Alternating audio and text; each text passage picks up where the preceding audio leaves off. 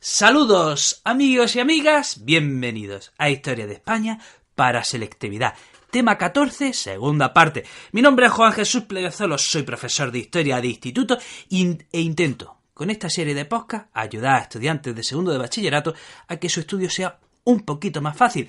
Y si puede ser, además de eso, llevadero y que disfrutes con el podcast, bueno, entonces ya me encantaría, eso sería un sueño cumplido. Antes de empezar con el programa, dos recordatorios. Uno, este es el tema 14, segunda parte, es decir, complementa al tema 14 ya grabado. Otro recordatorio muy importante, si te gusta cómo cuento la historia, si te gusta cómo veo la educación, puedes adquirir mi libro Como una historia en Amazon. Te dejo el enlace en las notas del programa. Empecemos con el programa. Vamos a hablar de la política española respecto al problema cubano. O sea, cómo reaccionan los políticos al problema cubano.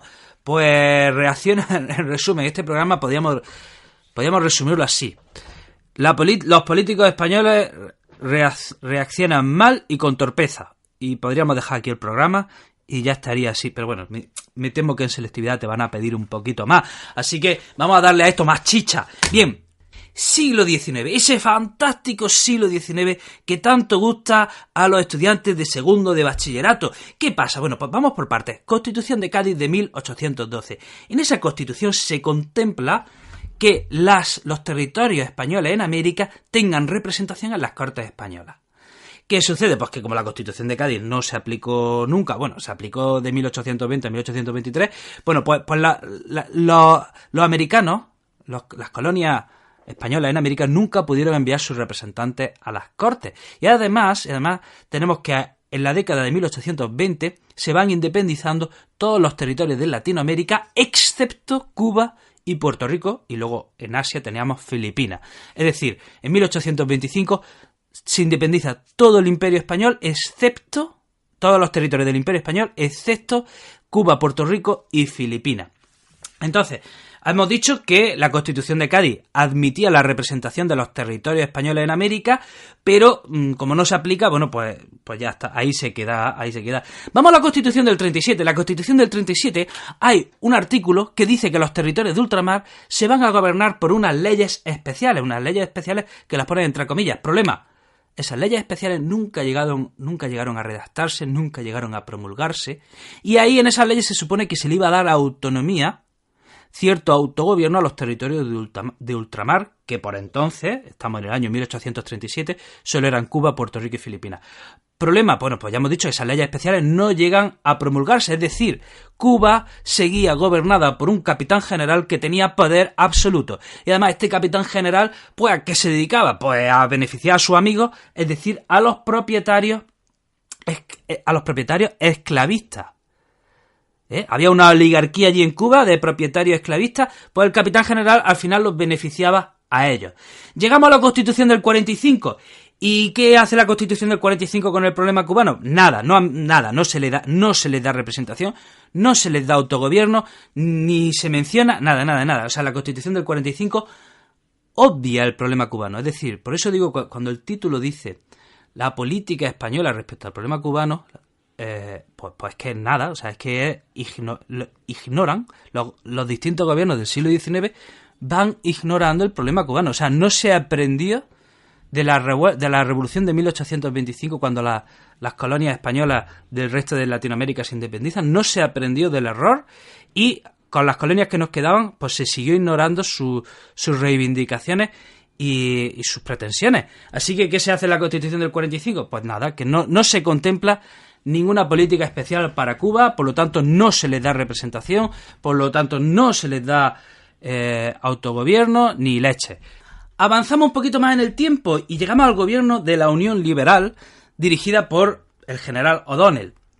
Y este gobierno, oye, pues parece que va a hacer algo, parece que tiene buenas intenciones. De hecho, convoca una comisión para reformar pues, la política de los territorios de ultramar, y parece que esa comisión iba a satisfacer las necesidades y reivindicaciones de los territorios de ultramar, y quedó en nada, o sea, quedó en la convocatoria de una comisión para reformarla, pero que no hizo nada, y claro, ya a los cubanos se le tocan ya las narices, dicen ya, hasta aquí hemos llegado, y en 1868 comienza la primera rebelión, la primera guerra de Cuba, que le llamamos la Guerra Grande. ¿Por qué? Porque es una guerra que dura 10 años, una guerra de guerrillas que dura 10 años, y comienza con el famoso grito de Yara. Ojo, Yara es un pueblo de Cuba, pero esta rebelión no empezó en el grito de Yara. Se le llama el grito de Yara porque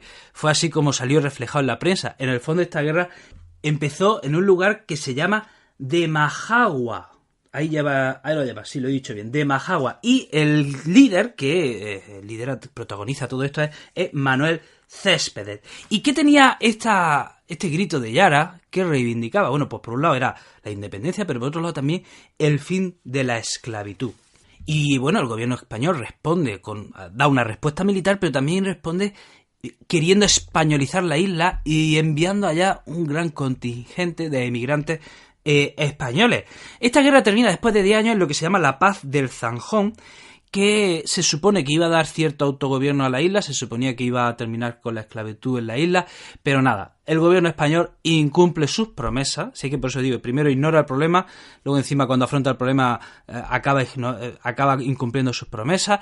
Entonces, ¿qué pasa? Al año siguiente tenemos la Guerra Chiquita, que comienza con el 26 de agosto de 1874. O sea, la Guerra Chiquita viene a ser pues una segunda parte de la Guerra Grande.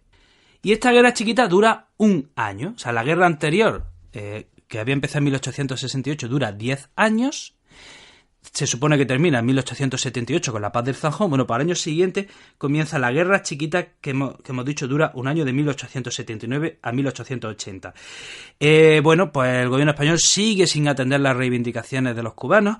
Y en el año 88, por fin, Sagasta, bueno, pues tiene un gesto de verdad importante, pero ya llegaba tarde para los cubanos, y es que abole la esclavitud. Entonces, ¿qué sucede? Bueno, pues en Cuba ya las reivindicaciones no tienen marcha atrás, y en el año 1895 comienza con el grito de Baile empieza la Tercera Guerra de Cuba, y la definitiva Guerra de Cuba, que es cuando ya se independiza.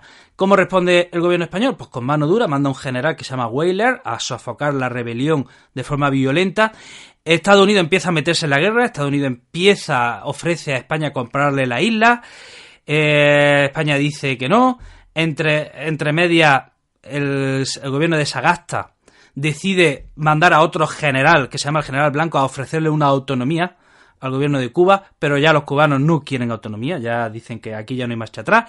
Y en el año 98, febrero del 98, estalla un barco americano en el puerto de La Habana, que se llama el Maine, y los americanos culpan a los españoles de esa voladura, le declaran la guerra a España. España, por supuesto, pierde, y esto ya lo hemos visto en el tema anterior, en el tema 14.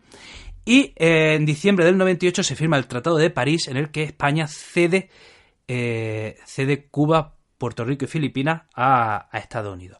Bueno, hasta aquí, amigos y amigas, el programa de hoy. Te recuerdo que si te gusta cómo cuento la historia, puedes pasarte por mi otro podcast, Historia con el Móvil. Y además, si quieres estar al tanto de todos mis proyectos, puedes seguirme en mi canal de Instagram, El Profesor Inquieto, o en mi página de Facebook, Juan Jesús Pérez Saló. Te mando un fuerte abrazo, te deseo lo mejor y te espero en el próximo programa. ¡Chao!